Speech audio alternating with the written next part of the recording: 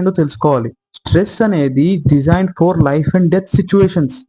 So for example మీరు ఒక అడవిలో నడుచుకుంటూ వెళ్తున్నారు. ఒక పులిని చూసారు. పులిని చూడగానే మనం ఏం చేస్తాం? పరిగెడతాం. ఎలా పరిగెడతాం? ఎప్పుడైతే పులిని చూడగానే మన బాడీలో స్ట్రెస్ రెస్పాన్స్ క్రియేట్ అవుతుంది. కార్టిసోల్ అనే హార్మోన్ షూటప్ అవుతుంది. అడ్రినలిన్ అనే హార్మోన్ షూటప్ అవుతుంది. దీనివల్ల మనకి మోర్ ఎనర్జీ క్రియేట్ అవుతుంది. మనం మోర్ అటెంటివ్ అవుతాము అండ్ మనం పరిగెట్టడం స్టార్ట్ చేస్తాం. సో ఈ స్ట్రెస్ అనేది ఒక ఫిజికల్ కాంపోనెంట్ ఉంది.